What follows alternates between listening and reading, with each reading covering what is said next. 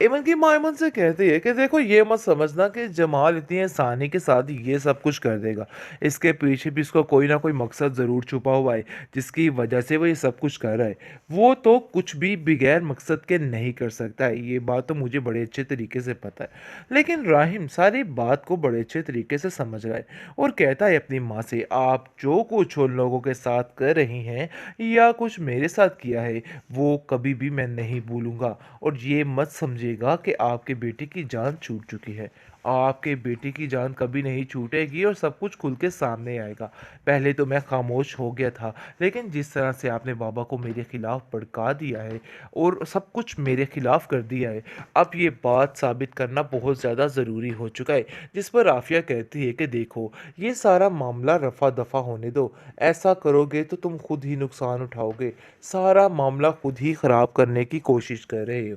इस तरह से तुम्हारा अपना ही नुकसान है। लेकिन तुम्हें शायद इन बातों की समझ ही नहीं आ रही है और तुम पता नहीं किन ख्यालों में गुम हो।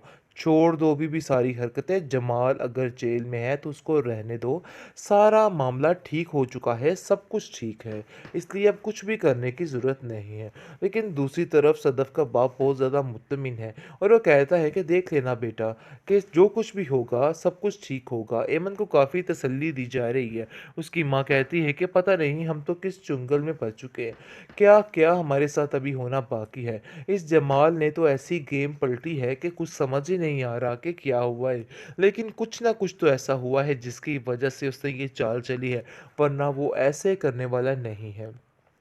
राहिम एमन से कहता है कि देखो एमन, साफ साफ बात बताओ और उस वक्त को सोचने की कोशिश करो, तुम्हारे साथ जो कुछ हुआ है, क्योंकि उसको अब कहीं ना कहीं समझ आ चुकी है कि मामला उसके हाथ में नहीं था। यानी कि जो कुछ भी हुआ सरासर एक गलतफहमी और एक धोखा था जिसकी वजह से ये सब कुछ कि हो। आप चाहे अपने बेटे को जिधर मर्जी भेज दे, लेकिन मैं उसकी सच्चाई सबके ला कर ही दम लूंगा। ये मेरा आप लोगों से वादा है, चाहे जो मर्जी हो जाए। जिसको सुनकर वो कहती है कि देख लेते हैं, मैं भी अपने बेटे को बचाने की पूरी से पूरी कोशिश करूंगी। देखती हूँ कि कौन है जो उसका ऐसा इस तरह से यानी कि इस्तेमाल करता है। मैं अपने बेटे पर आंच तक नहीं आने दूंगी। लेकिन ये बात अभी अली नवाज नहीं जानता और वो समझ रहा है कि राहिम ही झूठ बोल रहा है। उसके दिमाग में तो सवार ही नहीं हो सकता कि इस तरह भी हो सकता है। खैर काफ़ी ज़्यादा परेशान हो चुका है वो भी, क्योंकि उसको देख देख के पता नहीं उसको क्या हो रहा है। और वो कहता है कि मैं जब भी इस राहिम को देखता हूँ मुझे बहुत ज़्यादा तकलीफ़ होती है, लेकिन फिर भी मेरा दिल अंदर से इस चीज़ की गवाही देता है कि राहिम ऐसा नहीं कर सकता। और कौन सी चीज़ है जो मुझे रोक रही है इन सब को करने में, यानी कि आफिया बेगम इन सब चीज़ों को करने में रोक रही है और बताने की कोशिश कर रही है कि ऐसा कुछ भी नहीं है। हो सकता है कि कोई ना कोई गड़बड़ ज़रूर हो। खैर अब इस किस्से को हमें ख़त्म करना चाहिए।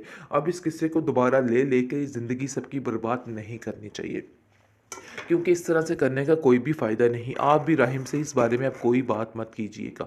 इस मामले को रफ़ा दफ़ा कर दे तो ही बेहतर है। लेकिन अली नवाज़ कहता है कि मुझे तो समझ ही नहीं आ रही कि आखिर ऐसा भी हो सकता है, ऐसा कैसे हो सकता है। इस किस्से को मैं कैसे जाने दूँ? दुनिया की नज़रों में तो इस किस्से को मैं छोड़ सकता हूँ, लेकिन इस दुनिया में मैं इस किस्से को नहीं छोड़ सकता। मैं राहिम से सच उगलवाना चाहता हूँ। अगर ऐसा किया भी है तो क्यों किया है, उसकी क्या वजह थी, और सारा महीन वाला क्या किस्सा था। उस किस्से को उसको पहले ख़त्म करना चाहिए था। आखिर वो किस्सा उसने क्यों शुरू किया था। राहिम कहता है कि ये वक्त आपको बताएगा कि कौन सही है और कौन गलत है। इस दिन सब बातों को अब करने का कोई भी फ़ायदा, कोई भी जवाब नहीं है। मुझे सही वक्त का इंतज़ार है और मुझे यकीन है इस चीज़ का कि सब कुछ ठीक हो जाएगा और सब कुछ जो है सामने आ जाएगा। एमन अपनी माँ से कहती है कि पता नहीं जमाल के साथ ये सब कुछ कैसे हो गया। मुझे तो समझ ही नहीं आ रही है, ऐसा कैसे हो सकता है। मैं वाज़ेह तौर पर देख सकती हूँ और समझ सकती हूँ कि ये सब कुछ जमाल का किया धरा नहीं है, लेकिन फिर भी आज जाकर उस बेचारे पर इल्ज़ाम लगाना सरासर गलत है। इस पर आप देखेंगे उसकी माँ कहती है कि अभी भी अपने दिमाग पे जोर दे रहा हो, क्योंकि रहीम अली ख़ान का तो कोई भी नाम और कोई भी जिक्र नहीं है, क्योंकि उसने वाकई में कुछ नहीं किया और मुझे ऐसा लगता भी नहीं कि वो कुछ कर सकता है। जिस पर एमन की तबीयत दोबारा ख़राब होने लगती है और वो कहती है कि न जाने क्यों आप लोगों को ये बात बिल्कुल पक्के तरीके से मालूम है कि वो कुछ नहीं कर सकता है। हालांकि मैं सिर्फ और सिर्फ उसके बारे में ही सोच सकती हूँ कि उसने ही सब कुछ किया है। लेकिन आप देखेंगे जी दूसरी तरफ उसका बाप उसके लिए काफ़ी परेशान हो चुका है और कहता है कि आखिर मेरी बच्ची को किस चीज़ की नज़र लग गई। और वो कहता है कि मैं इन ज़ालिमों को कभी भी नहीं छोड़ूंगा क्योंकि इनकी वजह से आज मेरी बेटी की ये हालत है और वो किसी चीज़ को जान पहचान ही नहीं कर रही।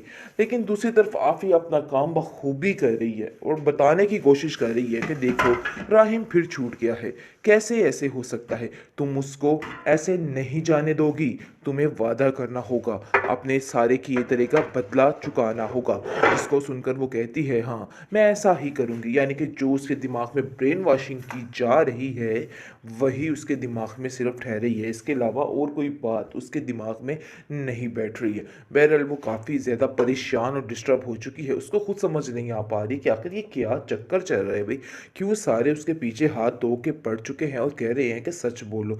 दूसरी तरफ जमाल की माँ ने उसका जीना महाल कर दी और कहती है कि अरे भाई हम तो फंस ही गई आप लोगों में आके, न जाने कौन सा दिन था जिस दिन मेरे बेटे ने हिम्मत बंधाई और आप लोगों का साथ देना शुरू किया, लेकिन राहिम अली खान को छोड़कर आपने मेरे बेटे को ही अंदर दबोच लिया। आखिर आप लोग ऐसा कैसे कर सकते हैं, इतने संग दिल कैसे हो सकते हैं। आगे से आप देखेंगे कि राहिम जो है वो कहता है कि आप चाहे अपने बेटे को जिधर मर्जी भेज दे, लेकिन मैं उसकी सच्चाई सबके ला कर ही दम लूंगा, ये मेरा आप लोगों से वादा है, चाहे जो मर्जी हो जाए।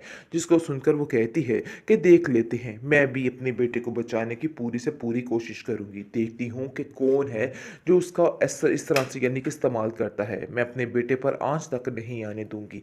लेकिन ये बात अभी अली नवाज नहीं जानता और वो समझ रहा है कि राहिम ही झूठ बोल रहा है, उसके दिमाग में तो सवार ही नहीं हो सकता कि इस तरह भी हो सकता है। खैर काफ़ी ज़्यादा परेशान हो चुका है वो भी, क्योंकि उसको देख देख के पता नहीं उसको क्या हो रहा है। और वो कहता है कि मैं जब भी इस राहिम को देखता हूँ मुझे बहुत ज़्यादा तकलीफ़ होती है, लेकिन फिर भी मेरा दिल अंदर से इस चीज़ की गवाही देता है कि राहिम ऐसा नहीं कर सकता। और वो कौन सी चीज़ है जो मुझे रोक रही है इन सब को करने में, यानी कि आफ़िया बेगम इन सब चीज़ों को करने में रोक रही है और बताने की कोशिश कर रही है कि ऐसा कुछ भी नहीं है, हो सकता है कि कोई ना कोई गड़बड़ ज़रूर हो। खैर अब इस किस्से को हमें ख़त्म करना चाहिए, अब इस किस्से को दोबारा ले लेके ज़िंदगी सबकी बर्बाद नहीं करनी चाहिए, क्योंकि इस तरह से करने का कोई भी फ़ायदा नहीं। आप भी राहिम से इस बारे में आप कोई बात मत कीजिएगा, इस मामले को रफ़ा दफ़ा कर दे तो ही बेहतर है।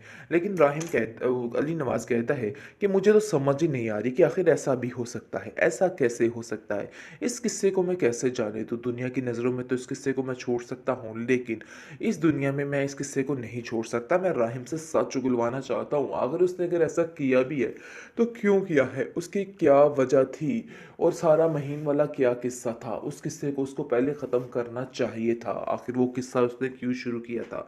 राहिम कहता है कि ये वक्त आपको बताएगा कि कौन सही है और कौन गलत है, इस दिन सब बातों को अब करने का कोई भी फ़ायदा कोई भी जवाब नहीं है। मुझे सही वक्त का इंतज़ार है और मुझे यकीन है इस चीज़ का कि सब कुछ ठीक हो जाएगा और सब कुछ जो है सामने आ जाएगा।